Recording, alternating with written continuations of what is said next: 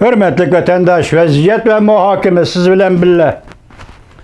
Bugünkü islah 2022 yıl 8. ayının 6. günü. Ben başta vaziyet doğrusu toxtalğan üçündaq dedim, 7. ay uluq bir ay boldu dedim. Haber tapdınız, bir tekrarlı biteyin, tekrarlı misal bulmayız, bir de halkılık bir nokta var.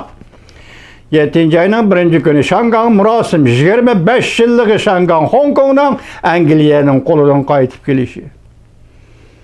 Onun keyin Müstemlike Uygurustan reis Xi Jinping 14 gün ziyaret kıldı. Şenhuaşe'nin keyin gepleri yalgan 12-13. günü degan yalgan, bu haberler yalgan vatandaş. 14. günü Amerika Koşmuş Ştatları Devlet Meclisi. Ben size dedim bu söz ibarla okşumayıvatıdı o vatandaş. İşinizde bağımı şunda dedim sizge vatandaşım.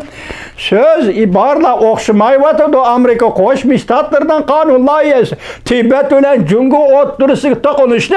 Tinç yolu ile el kılış. 7. ayının 14. günü. 7. ayının 16. günü Amerika Koşmuş Ştatları 2023 yıllık maliye yılında devlet müdafiyesi hukuk biriş kanun layihesi makullandı. Avam Palatası'nın makulluşundan öttü. Şunun da Tayvan meselesi, Tayvan devlet rehberlerinin Amerika Koşmuş Ştatları devlet rehberleri siyasi erbaplarının Tayvan'a berişi, Tayvan'dan kilişi mutlak yol koyuldu, mutlak erkinlik verildi. 7. ayının 16. günü. Bu kadımki Nancy Pelosi hanımdan Tayvan'ı ziyaret kılışını mı muşu kanunun royu bu içi belki üzü makullagan kanunun royu bu içi berip geldi Tayvan'ı deyseniz bir yerde birini höret deydiğini hukuku bulmaydı vatandaş. Kettim ha 7. ayının 16. günü gitti. Ben siz düşündük dedim esinizde var mı vatandaşım? 7. ayının 19. günü. 14. günü Tibet Cungo meselesini tinç yoluyla el kılış. 19. günü Hindistan bilen Cungo oturusu çegra söhbeti Xinjiang dercilik, armiya kumandanı dercilik, hükümetten kalsın 2. dercilik söhbet. 7. ayının 19. günü Hindistan çegrası döttü. Desinizde bağım vatandaşım, endi bugün kureyli ki bana, bugün 8. ayının 6. günü kegen işke, tor filmde eğitildi ki, Bangung, ya ki İngilizce'de Pangung, Tüsi dedikken bu kölünün ismi ne? Bu kölünü dedi birinci haberde Hindistan'a tava kılıp verdi dedi. Lekin yani şu haberden işte ne mi dedi? Hindistan 25 kilometre kaynağı çekindi.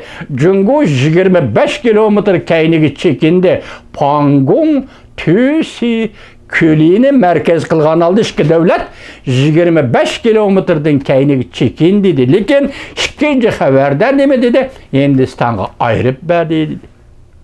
Bir yerde söz biz dikkat kıldıran bir mühim nokta tabi bu delillengen yaki bir makali şekilde kemmidi muşunun qarab turib sözlevatıman Amerika Koşmuş Ştatları bilen Hindistan Cungo çegrası da birleşme harbiy manber ötközdi dedi. Bu ikinci balının haberde yani Şinwen Pey'an'ın haberde yok. O birincisi Gongzhenshin obzorçisinin haberde bak. Amerika Koşmuş Ştatları'nda Hindistan Cungo çegrası da birleşme harbiy manevri ötközdi dedi. İkinci haberde Amerika Koşmuş Ştatları uruş kılmayla bir meydan Cungo'nun üstünden galba kıldı dedi. Lekin bu galbının nemi ekanligini bilgili olmadı. Eğer Amerika galba kıldı degan muşu söz Pangung Tüsi köli Hindistan'a ötküzüp verildi degan sözlen birdek bulduğun bolsa bu çegrani Xitayning koludan elip Amerika Hindistan'a ötküzüp bergen bulamdı. Bu doğru olmuş tahlilimiz yoki olsa ketdimi vatandaşım. Bunu bilgili olmaydı. Lekin paket mana qog'ozda turdi. Xo'sh. 7. ayının 19. gün Hindistan Cungo oturusidagi chegara söhbeti. Bugün 8. ayının 6. günü Pangung Tüsi kili. Bu Tibet Ladakh tavasiga, Ladakh tarafga tavarrak Anadaki Ladakh meselesi. Bundan burun 8. ayının 3. günü isimladı bağımı. Muşiyada benim isimde kalmap lazım. Teyyarlayma da beklemedim. Geçirinler. Lekin ben haberini isimler giselay. Ne mi dedim? Rusya Federasyonunun Cüngü'de turuşluk baş elçixanası bir haber taqatdı. O haberde Arunachal yani Cenubi Tibet Cüngü'nün haritasidan çıkarıp taşlandı. Tayvan Cüngü'nün haritasidan çıkarıp taşlandı. Aksay Çin yani Aksay Çöl bu çığıra rayla bu bepayal yaylak Cüngü'nün haritasidan çıkarıp taşlandı. Rusya Federasyonu Cüngü'de turuşluk baş elçixanasının tor betide bu surat harita sureti şundaq berildi. Bunun içinde hatta Rusya Sünni Hamra agentliği mi var? Keyin bular Cüngü hükümetinden yani kızıl başlık tügüneklerden aposoru Tayvan Cüngü'nün bir kısmı dedi degan xabarni men sizlarga yetkazdim vatandoshlar. Esinglarda bo'lsin. Shu kuni shu xabarni tarjima qilib sizlarga yetkazganda Xitoy tilidagi Xiao Fenghong deganni men qizil boshliq tugunaklar deb tarjima qildim. Xato emas. Intayin to'g'ri. Dal joyiga tushdi. Ular nima to'rbet kichik bo'lib odam tillaydigan, kompartiyani yaqlaydigan, yashasın kompartiya deydigan qizil boshliq tugunaklar. Ben şu günü şundak degen edim.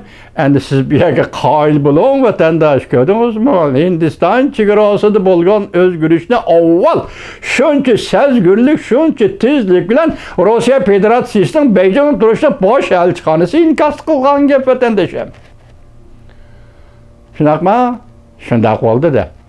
Endi hazır men ama xabarga diqqat qilinglar degan başta bu yerda Bangun Tusi kuli kimga va nimaga uni qo'yib turaylik. Hindiston Cüngü o'tirisidagi bu o'zgarishni 25 kilometrdan chekindi yoki chekinmadi degan bu o'zgarishni qo'yib turaylik. Hazır endi keyin yani kelib isbotlanishi mumkin. Bugun bu xabarga chiqib qoldi. Bu xabar hazır ikki parcha to'g'ri filmida yetib keldi. Amerika Qo'shma Shtatlari bilan Hindiston Cüngü chegarasida harbiy manevr qildi. Bugün şu Tayvan bo'g'izida Tayvanni qo'risha olib 3 kundan beri Cüngü armiyasi harbiy mashq qilyotdi. 11 dana raketa qo'yib berdi. Buning ichida 2 dana raketa ya 2 pay raketa Yaponiyaning dengiz iqtisod rayoniga tushdi. Yaponiya bugungi so'rab kelyotdi bu gapni. Qattiqroq gap qilmadi, lekin bugungi so'rab kelyotdi bu gapni. Demak, Cüngü'nün raketasi Tayvan bo'g'izligi emas, hatta Yapon dengizi tarafga minib Yaponiyaning iqtisod rayoniga tushdi. Yaponiya jiddiylashdi. Endi hozir boshda ko'rdik, bosh elchi Qingangni chaqirtib Aqsarayning so'z degan so'zi. Oxirida qattiq ikki jumla so'zni ko'rdinglarmi vatandoshim? Nima dedi bayonotchi John Kirby? Shunda dediki, biz bu rayonda kriz yuz berishni umid qilmaymiz. Biz Cüngü tarafning bu chegarada yoki Tayvanning atrofida harbiy manevr qilishini qabul qila olmaymiz. Davlat bexatarligi Hindi Tinch okean ishlariga moslashtiruvchi Kurt Campbell ko'rishganda nima dedi? Biz Cüngü hukumatining bu rayonda harbiy manevr qilishini qabul qila olmaymiz. John Kirby Pochta gazetiga Washington Post gazetiga nima dedi? Beijing Nancy Pelosi'ning Tayvanni ziyorat qilishidan bosh foydalanib, hozir Tayvan bo'g'izida tajovuzchilik harakati bilan shug'ullanyapti. Har bir so'zning og'izdan chiqishiga diqqat qiling vatandoshim. Har bir so'zning mayli belki ogohlantirish shaklida bo'lsin va yoki diplomatiya shaklida bo'lsin va yuqoriqadek bosh elchi chaqirib ekilib so'zlashlarda bo'lsin, og'izdan chiqayotgan gapga diqqat qiling. Tayvan bo'g'izida Cüngü hukumatining bahona qilib tajovuzchilik harakat qo'zg'amasligi lozimligini ta'kidlaymiz. Ochiq oshkor bildirib qo'yamizki, Beijing nima ish qilsa o'zi tanlab olsin. Nimani tanlab, nima ish qiladi? Buning bilan chatag'imiz yo'q. Biz Amerika Qo'shma Shtatlar hukumati Beijingning bu qilayotgan ishiga jiddiy, oxirigacha jiddiy muomala qilamiz. Mana bugungi vaziyat bo'libmi, bu yerda sizga bizga hozir qiziqarli vaziyat bo'lib o'tirib chiqayotgani Hindiston chegarasida. Jungo Hindiston chegarasidagi ish 25 kilometr Jungo hukumati kaylik chekindi chegaradan. Pangong tüyüsü külünü Hindistan'a berib etdi dedi. Bu ikki xil, birisi berib etdi deydi, birisi berib etdi degan gapni qilmadi. Berib etdi deydi. Vaziyat mana shu yerda. Vaziyat Tayvan bo'g'izida. Vaziyat Jungo Hindiston chegarasi yuqorqi ikki parcha torpilimdek kelgan xabarga qaraganda, hurmatli vatandosh.